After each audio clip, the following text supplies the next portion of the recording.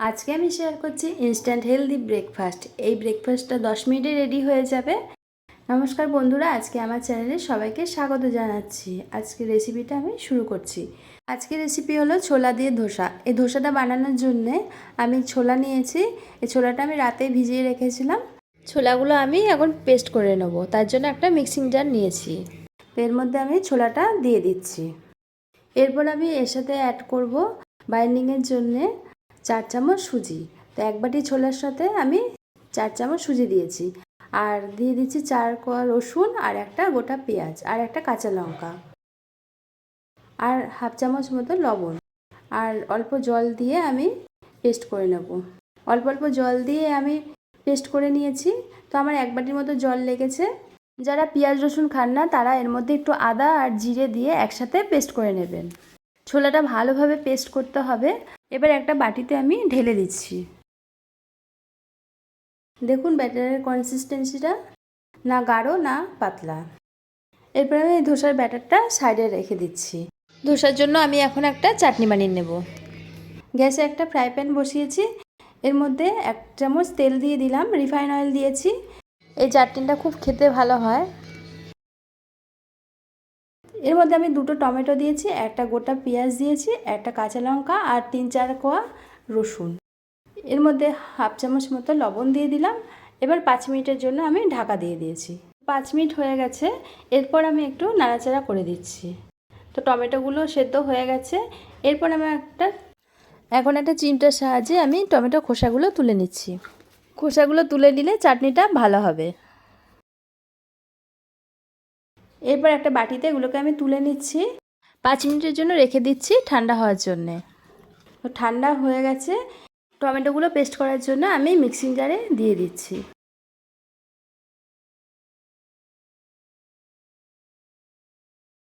এতে আমি স্বাদ মতো একটু চিনি দিয়ে দিচ্ছি, চাটনিটা খেতে ভালো লাগবে। এখন আমি এটা পেস্ট করে নিচ্ছি। তো পেস্ট করা হয়ে গেছে। দেখুন চাটনিটা কতটা সুন্দর হয়েছে। এই চাটনিটা খেতে খুব ভালো হয়, আপনারা ট্রাই করে দেখবেন। চাটনিটা আমি একটা বাটিতে ঢেলে রাখছি। চাটনিটা একদম রেডি হয়ে গেছে। চাটনিটা আমি এবার একটু সাইডে রেখে দিচ্ছি। ধোসা বানানোর জন্যে আমি গ্যাসে একটা তাওয়া বসিয়ে নিয়েছি। তাওয়াটা ভালো করে গরম করে নিয়েছি। এর মধ্যে 1 চামচ সাদা তেল দিয়ে দিয়েছি, আর তেল দিয়ে টিস্যু পেপার দিয়ে আমি তাওয়াটা ভালো করে মুছে নিচ্ছি। ধোসা গরম তাওয়াতে দিলে ভালো উঠবে না, তার জন্য তাওয়াটা ঠান্ডা করার জন্য একটু আমি জলের ছিটা দিয়ে দিয়েছি। তারপর টিস্যু পেপার দিয়ে আবার ভালো করে মুছে দিয়েছি।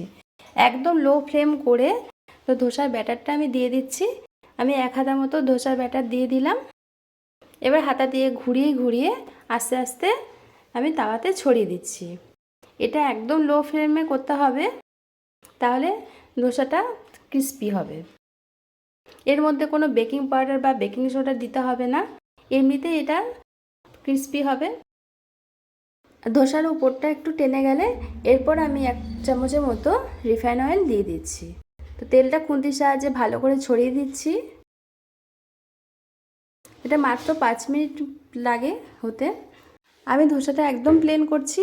উপর থেকে একটু চাট মশলা আর একটু লঙ্কা গুঁড়ো দিয়ে দিচ্ছি। আপনারা আপনাদের মতো ভেজিটেবল অ্যাড করতে পারেন, তো ভালো লাগবে খেতে। উপর থেকে ধোসাটা দেখলেই বোঝা যাচ্ছে যে ক্রিস্পি হয়ে এসছে। আর একটা সুন্দর গন্ধ বেরোলেই ধোসাটা এরকম খুন্তি দিয়ে আস্তে আস্তে করে আলগা করে নিতে হবে। এটা সুন্দর নিজে নিজে আলগা হয়ে যাবে, কোনো কষ্ট করতে হবে না। এরপর আমি একটু ভাঁজ করে দিচ্ছি। ধোসাটা একদম লো ফ্লেমে করতে হবে। ধোসাটা আমার রেডি হয়ে গেছে। এবার আমি তুলে নিচ্ছি। একটা প্লেটে আমি সার্ভ করে দিচ্ছি। কতটা সুন্দর, কতটা তাড়াতাড়ি ধোসাটা হয়ে গেল। একদম ইনস্ট্যান্ট ব্রেকফাস্ট রেডি হয়ে গেল।